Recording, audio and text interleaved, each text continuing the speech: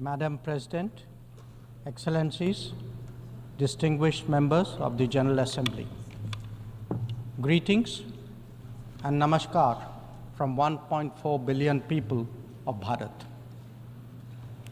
I congratulate the President of the General Assembly, His Excellency Mr. Philemon Yang, and strongly support the 79th UN General Assembly's theme of leaving no one behind.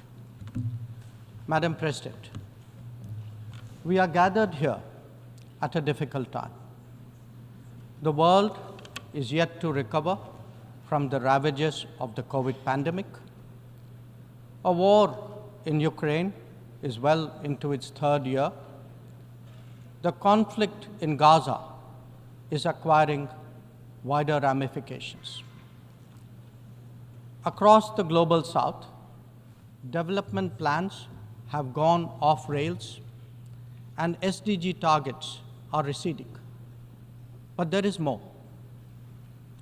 Unfair trade practices threaten jobs, just as unviable projects raise debt levels. Any connectivity that flouts sovereignty and territorial integrity acquires strategic connotations, especially when it is not a shared endeavor. Technology advancements, which have long been a source of hope, are now equally a factor of anxiety. Climate events occur with greater intensity and frequency. Food security is as worrisome as health security. In truth, the world stands fractious, polarized, and frustrated. Conversations have become difficult, agreements even more so. This is surely not what the founders of the United Nations would have wanted of us. Madam President, almost exactly 8 decades ago, the first steps towards the formation of the UN were taken near here at Dumbarton Oaks. Refined thereafter at the Yalta Conference, they were finally approved in San Francisco. The debates of that era centered around how to ensure world peace, a prerequisite for global prosperity. Today, we find both peace and prosperity equally endangered. And that, Madam President, is because trust has eroded and processes have broken down. Countries have extracted more from the international system than they have put into it, enfeebling it in the process. We see that vividly in every challenge and every crisis. Reforming multilateralism is therefore an imperative. The urgency of this call is highlighted by the theme of this session. Leaving no one behind means advancing peace, ensuring sustainable development, and strengthening human dignity. This cannot be delivered by a UN paralyzed when faced with division, conflict, terrorism, and violence. Nor can it be advanced if access to food, fuel, and fertilizer is jeopardized. When capturing markets lacks restraint, it damages the livelihood and social fabric of others. Evasion of climate action responsibilities by the developed undermine the growth prospect of the developing. Indeed, when resource crunch limits the very pursuit of SDG targets, it is not just economies, but human dignity itself that is imperiled. If the world is in such a state, this body must ask itself, how has this come to pass? The problems arise from a combination of structural shortcomings, political calculations, naked self-interest, and yes, disregard for those left behind. It is natural to feel overwhelmed by what we confront now. After all, there are so many dimensions, different moving parts, issues of the day, and the changing landscape. But every change must begin somewhere, and there is no better place than where it all started. We, the members of the United Nations, must now seriously and purposefully address ourselves to that task. Not because it is a competition for influence or a squabble for positions, but because if we carry on like this, the state of the world is only going to get worse. And that could mean that more of us are going to be left behind. Madam President, as the world contemplates these concerns, India has sought to respond in a variety of ways.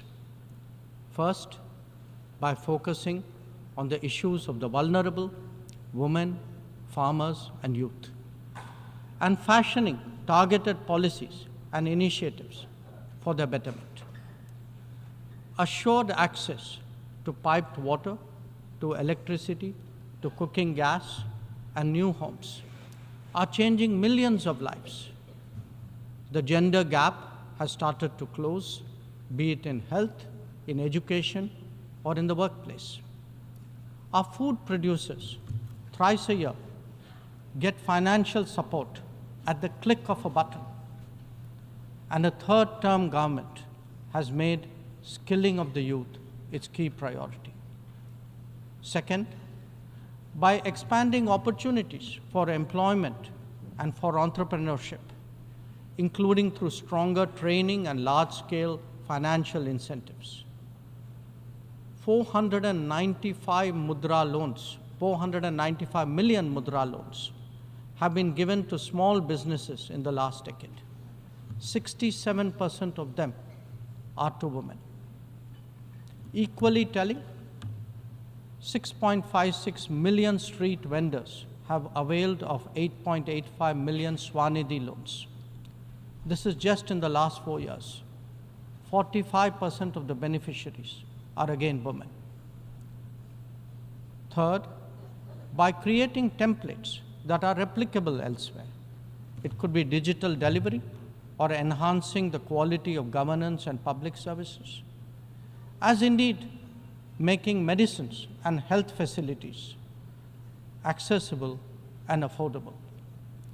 A digital public infrastructure and a people's pharmacy are today examples of what India can readily offer to the world. It is also an alternative vision where technology is used to empower, not to dominate. Fourth, by encouraging the Global South to voice its shared concerns and come together. To that end, we have convened 3 Global South summits, the most recent in August of 2024. And fifth, by contributing to the well-being of the global commons and responding to the pressing needs of those in distress. This has ranged from undertaking projects in 78 nations, providing resources to neighbors, and responding to HADR situations, to supplying medicines and ensuring maritime safety and security. Madam President, given the scale of transformation underway in India, each of these dimensions underline that the world's problems can indeed be tackled, and that by working together, we can surely create a larger lifting tide. In these troubled times, it is necessary, Madam President, to provide hope and rekindle optimism. We have to demonstrate that big changes are possible and not over a long period. And nothing is more powerful in this regard than the transformative potential of the digital.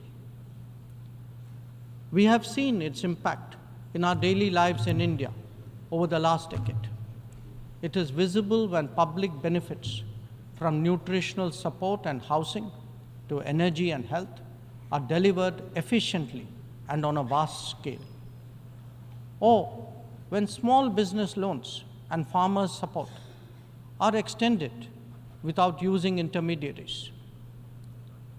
In fact, when street vendors and expat workforce confidently use fintech in their regular transactions, when services delivery and benefits move seamlessly and transparently, less people will be left behind.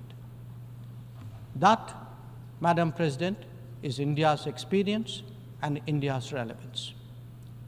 Such leapfrogging possibilities, coupled with people-centric policies and visionary leadership, can be real game changers.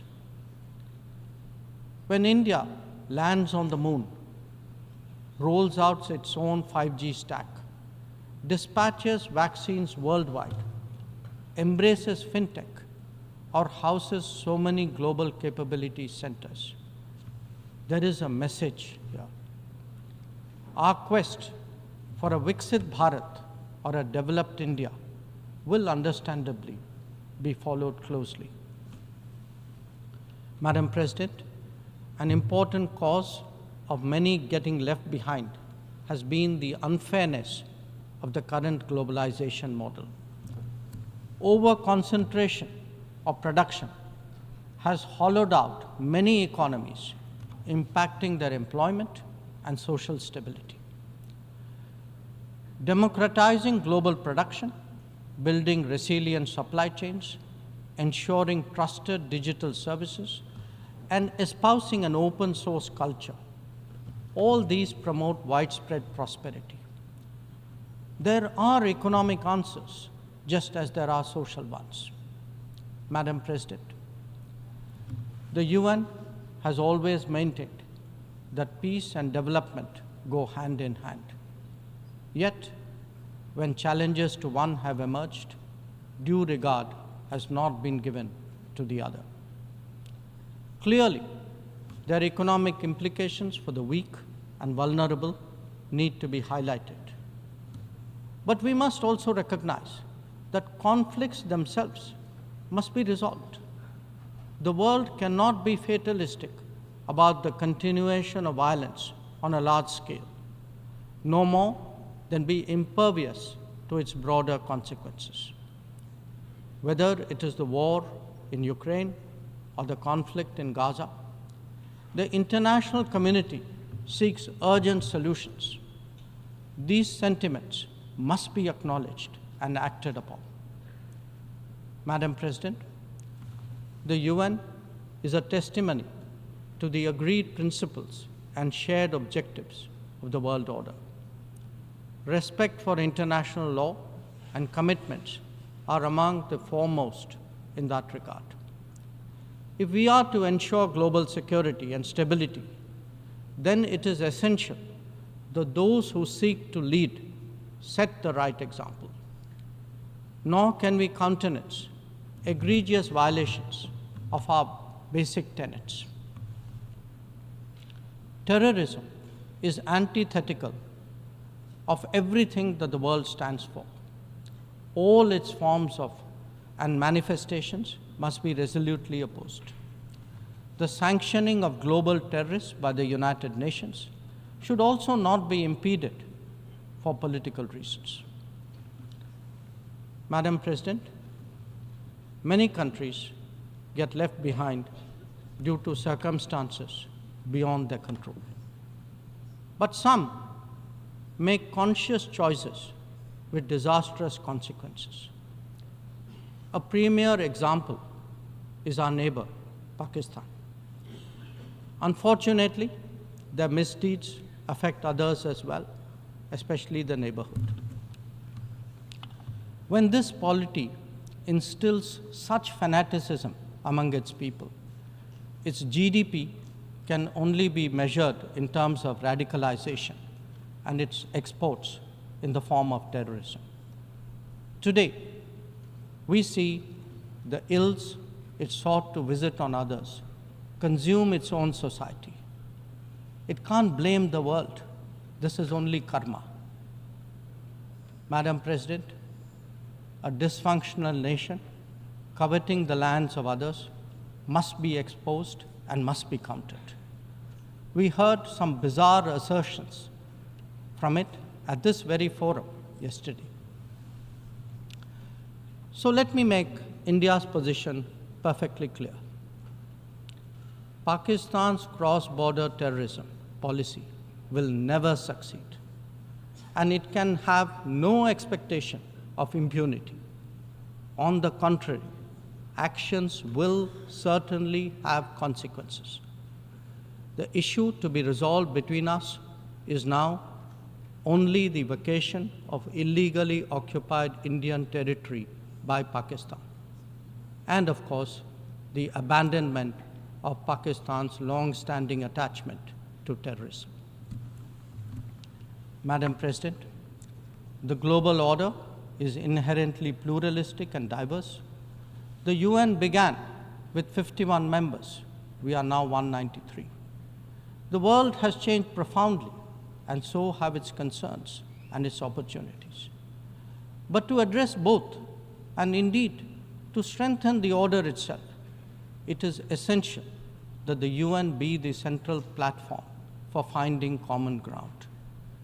And that it certainly cannot be by remaining anachronistic. Large parts of the world cannot be left behind when it comes to deciding the key issues of our times. An effective and efficient UN, a more representative UN, and a UN fit for purpose in the contemporary era is essential. Let us therefore send out a clear message from this UNGA session. We are determined not to be left behind. By coming together, sharing experiences, pooling resources, and strengthening our resolve, we can change the world for the better. I thank you, Madam President. I thank the Minister for External Affairs of India,